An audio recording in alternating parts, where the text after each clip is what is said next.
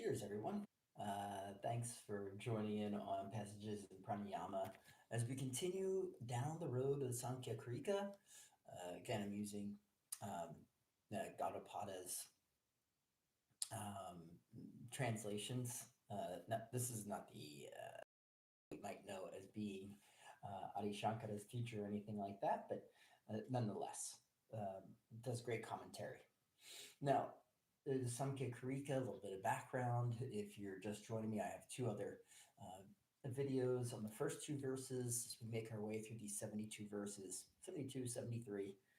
The first verse is really an invocation, but we did touch on it. So, anyway, as we make our way through this philosophical system, um, just kind of tackling one verse at a time, it's important to kind of like follow along one step at a time. So if you haven't listened to the first two, definitely check those out, right? Because it's important background. But just to give a little bit of background, in this third Karika, we get into what's going to be called like the evolutes or evolvents. And this whole system is the Samkhya system is based around this idea that something, everything except for one thing, seems to come from something else. And some of those things also produce other things, as we will kind of touch on today.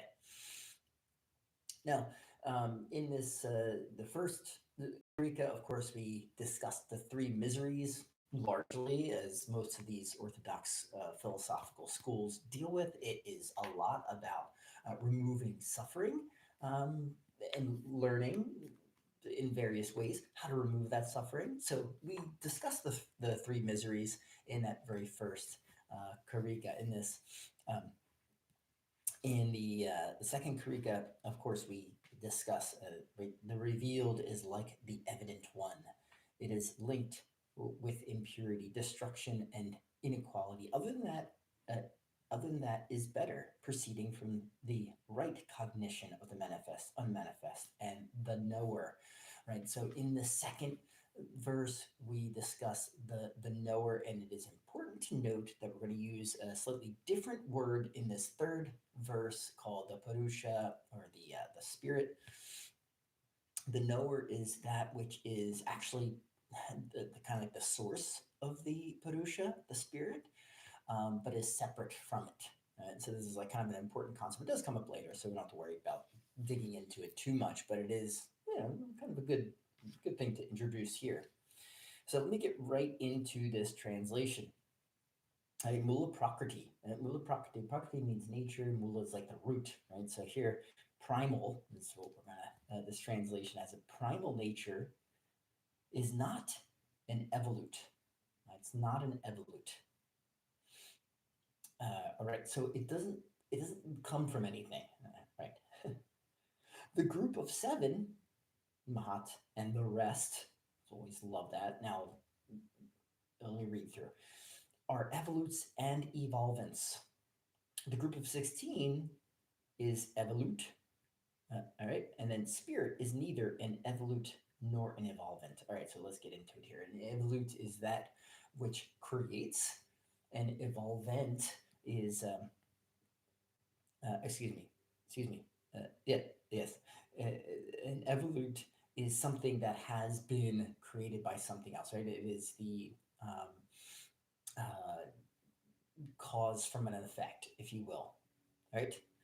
Uh, so if we go back, primal nature is not an evolute. So it doesn't, in this philosophical system, nature doesn't come from anything, right? It is simply in existence, right?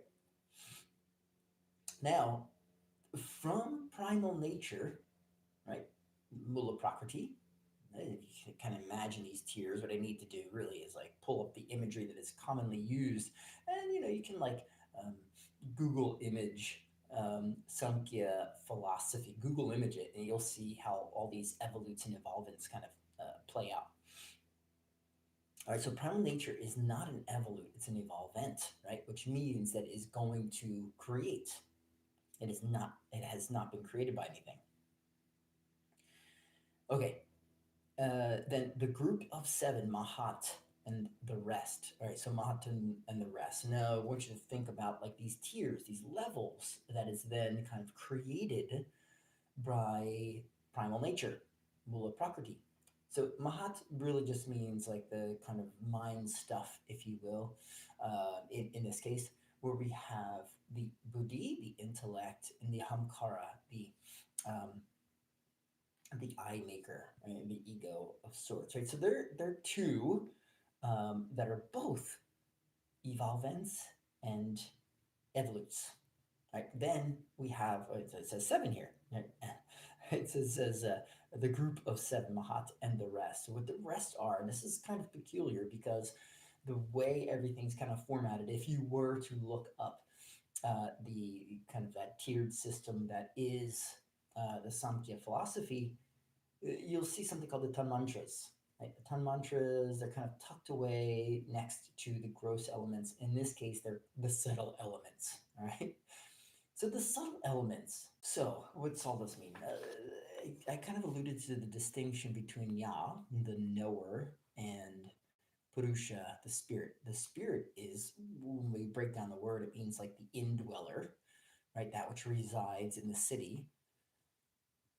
Now, the city in this case is actually the knower, right? And thus becomes the spirit, all right? So it becomes the spirit. Now, yeah, Nya, in this case, if you want to kind of play things out, primordial nature doesn't have consciousness or awareness. So its animation, if you will, is it's kind of caused by karma, right? Cause and effect. Because this thing has happened, this next set of instances is going to take place. Right? Now, when you think about Nya, the knower, it's that which not necessarily animates it, but fills it with consciousness. Right? And ideally, that's what is happening within us as well. The body, the physical body, and I always talk to my daughter Lorraine about this, right? We're like this vehicle, right? We're just a vehicle, right? And we've heard this before, right? If you study yoga, you probably have heard this metaphor before, where we're simply like this biological manifestation of that has now been infused with like this wakefulness. And where does that come from? And of course, this is you know, neurobiologists, neuroscientists, neuropsychologists have been kind of pondering this question probably for decades now, but for some time, that's for sure. So, what is it that is infusing us with this ability to be to know, right? For consciousness. And the cool thing about it is that being I guess the cool thing about being human is our ability to kind of metacognize that concept. If you're a practitioner of yoga, right, obviously as you go on to deepen our awareness, we become more and more aware of where this awareness might come from, right? It's kind of crazy. So anyway, this is a different commentary, excuse me, a different translation. All right, this is a different translation. Hopefully it's still going. We have like a little connection problem. But anyway, this different translation. Primordial nature is uncreated, and yet it creates, right? Primordial nature is uncreated, and yet it creates. Awareness is neither, right? Neither. Nya. Again, the Purusha is state, right? Purusha is the word that is used here, right? Because our bodies have been infused with this knower. Now, um, is part of that, and it's neither that which evolves, or it's not an evolute or an evolvent. Okay. Okay. So how do we get to like the to discover this? Right. It's all through meditation. Right. It's all through um, it's not deep introspection. It's not an ability to reason our way to that place. Instead, what it's all about is trust. Maybe is the best way to put it, to soften enough, right? To remove the noise. And if we can remove the noise from, from our minds, then that which, is actually already known can be revealed to us once again. Yeah, and that's really like what it's about. We've cluttered everything up. And I'm going to say meditation or concentration is a means to clear the clutter, right? So that we can know once again.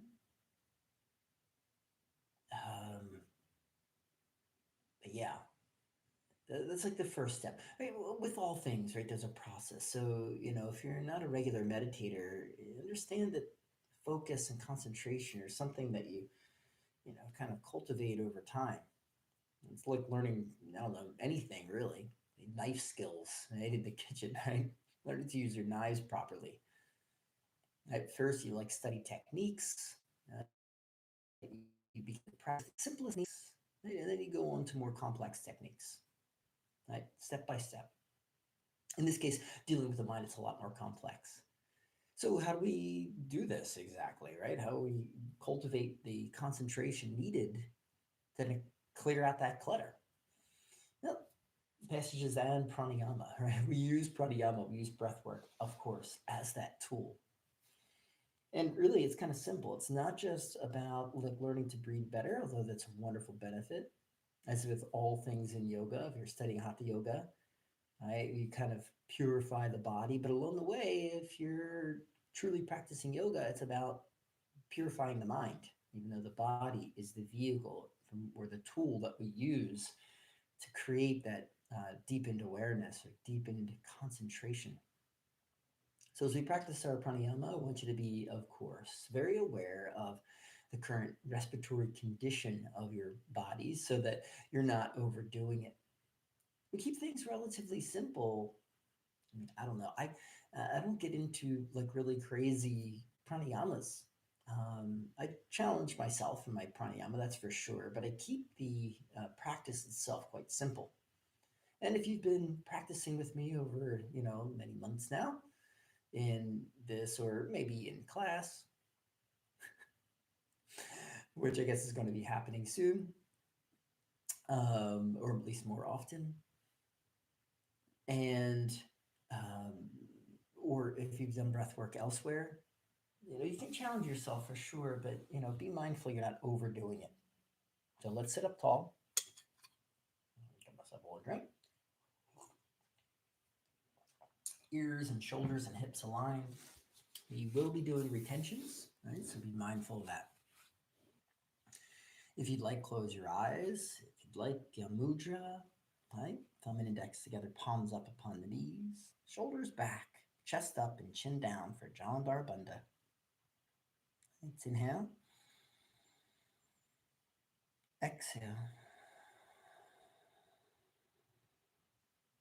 Inhale.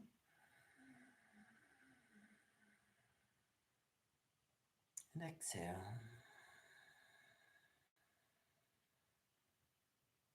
Inhale.